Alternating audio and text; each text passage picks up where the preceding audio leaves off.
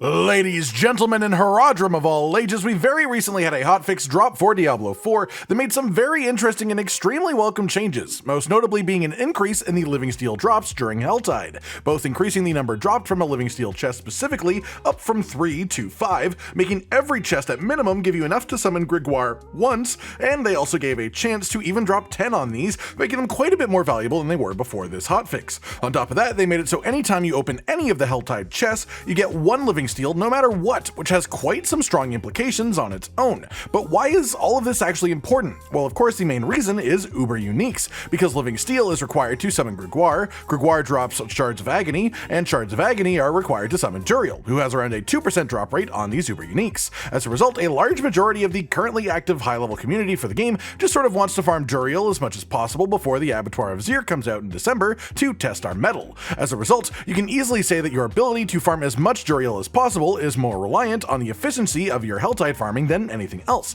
So let's talk about how to efficiently farm living steel to give yourself more attempts at an uber unique, especially now that it's actually worth properly going into farming Helltide, as there's a lot more living steel that you can get in each one. There are of course two steps to this then, how to get cinders and how to spend your cinders, so let's start with how to get them. Generally speaking, the most efficient way to get cinders as of this moment in Season 2 is to simply run around the map, killing things like a chaotic monster. During Season 1, they bumped up monster density in active Helltide zones, and it has actually helped quite a significant amount. The actual cinder drop rate has been buffed a couple of times as well, and with that combination, it really is ideal to just wander from pack to pack of enemies, killing everything. Generally, I would advise doing it with the goal of just going from event area to event area, killing everything along the way. As far as pure cinders, some events are worth doing, some of them are not. Basically, just ask yourself if the event involves killing a lot of enemies. Waves of Darkness, Jar of Souls, Blood Siphons, these ones are generally quite time efficient for cinders because it just throws enemies at you endlessly until you complete the objective. And for Jar of Souls specifically, it's worth noting if you have any range at all, the trick is to just stand still, killing things for 90% of the timer, ignoring the souls so that the game just keeps spawning more and more enemies for you. Then in the last 10 to 15 seconds of the event, just walk in a circle to collect everything and still get the completion. So basically, events with lots of enemies stick around for, otherwise continue your path just carving through every enemy on your way to different event spawn areas. Also worth noting, if there is ever a Legion event in your Helltide zone, you should always do it. These reward obscene amounts of cinders per time spent, which really boost your efficiency. Generally speaking, I'd say anywhere from 1800 to 2200 cinders per Helltide is your goal, and it's definitely achievable. And yes, that number has quite a bit of variance, but it basically depends both on the area that Helltide is in, as some regions just have more densely packed enemies than others, and also of course your build. As far as build, if you want to really go out of your way for it for Helltide, you want something with significant burst group clearing ability with minimal cooldowns in between. It's sort of obvious as the whole idea is to just go around blasting packs without slowing down, but of course it's worth mentioning as, for example, a ball lightning sorcerer is sort of the peak of all this, and that's the build capable of hitting 2200 an hour. But even someone not built for it should be able to hit 1800 relatively consistently and easily. Basically, if you're getting somewhere between 300 and 400 cinders for every 10 minutes of time that you spend in Helltide, you're doing a good job. And for reference, Legion events can easily get you that much in half of that time. And if a world boss spawn happens to overlap with Helltide as well, that is also worth about 60 cinders for quite a small amount of time spent, considering how strong the average player is in World Tier 4 these days. So both of these activities are a really strong boost to have if they happen to overlap with your Helltide in a nice way. And if you get either one of these happening, not to mention the rare situation where both of them overlap in a Helltide, even a more average build can hit 410 minutes, if not higher for that time period by a good amount. There isn't much complexity as to how to farm cinders as fast as possible. Past that though, you'll get a feel for the more dense areas of Helltide the more that you do this, which makes it better the more that you practice these methods and know where you want to hang out. But it really is just kill as many enemies in as little time as you can, go between event spawn areas to see what they are, but only stick around if they're ones that are worth it, ones that spawn large numbers of enemies. Otherwise, it just isn't worth your time if you're after pure cinders. Always interact with gathering nodes as well in Helltide, as they can drop cinders during it, especially Fiend's Roses and Screaming Hellveins, which are Helltide specific gathering nodes that are guaranteed to drop some cinders for pretty much no effort at all, on top of a bunch of other good stuff. Past that then, let's talk about actually opening the chests and the best way to use your cinders within a Helltide to get as much living steel as possible. In the vast majority of Helltide spawn regions, there will be 2 living steel chests active at any given time.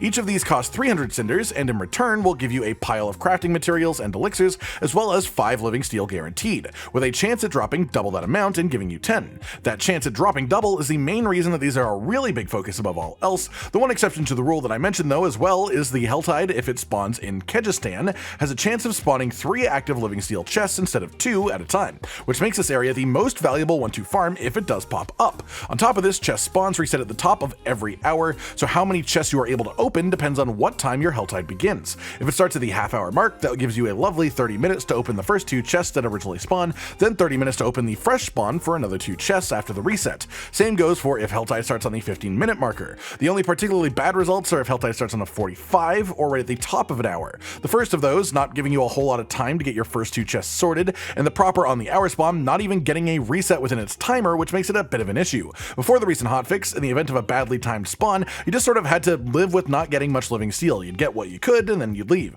But now that is not quite the case, because every single chest within Helltide guaranteed drops 1 living steel as a base, which means even once you work through your proper living steel chest, you can still keep farming for more living steel if you want to. As a result, the recommendation that I have here is quite simply gather enough cinders to open your living steel chests, whether you have a bad spawn and that's only 600 cinders you can spend, or you have a perfect spawn in Kyrgyzstan and that's 1500 cinders before you wind up able to open 5 chests. Those are your priority regardless of how many you are able to actually open. You want to do those first, and so that is your focus. Once that is done though, you don't actually have to stop farming if you want more living steel. As I mentioned earlier, a perfect build in a lucky run can get upwards of 2200 cinders in the hour timer, and even on the absolute ideal spawn time and place, you can at max spend 1500 of that on living steel chests, the 300 one. So is it worth still going past that?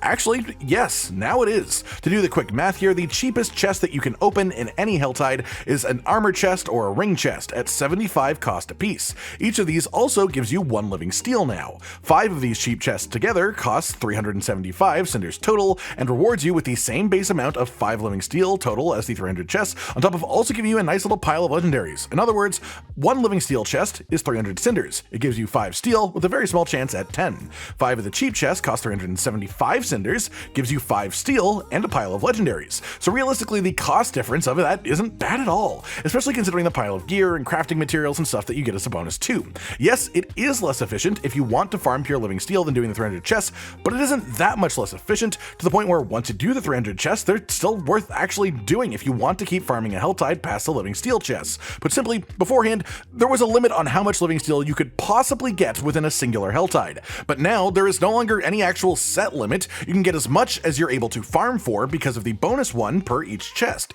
so it actually does matter to hit these higher numbers of cinders if you really want to continuously farm Duriel as much as you can. That pretty much does it then, everyone. Just a nice discussion about the most efficient and effective ways to farm Helltide for living steel, both how to go about getting your cinders effectively and also how to spend them in an ideal manner, specifically with living steel in mind. This is of course all brought on by the recent hotfix that made this a much easier thing to actually do, and the reward for doing this is even more frequent Duriel farming, which is something that pretty much every late game player would love to do. So I thought it was definitely worth giving a nice once over and talking about with all of you now that proper efficient Helltide farming actually matters once again. I hope you've all enjoyed this then and gotten some knowledge out of it, or even just had the same realization that I did, that the little 75 chests are actually really not bad value at all now and are still worth doing once you've gotten your 300 cost chests out of the way. It really changes your perspective on Helltide farming, and in my opinion, for the better. Let me know your thoughts on all these changes then. Personally, I think they are great, but we are still a bit of a distance away from Helltide being a properly enjoyable endgame mechanic. Either way, it's inarguable that these changes have been made in the right direction, and that's all we can really ask for, right? Like if you liked the video, subscribe to the notification bell for more, and most importantly, ladies and gentlemen, until next time, stay sweet. Josh, Cotton, and Hollow with the videos, dropping the humor like a hammer on your tippy toes, bringing entertainment on a daily arrangement to take our insanity and turn it into entertainment. Yes, I said entertainment twice, to reiterate that it is nice to look into your faces on a mostly daily basis when you let us in your homes to make the whole world a stage. Goodbye.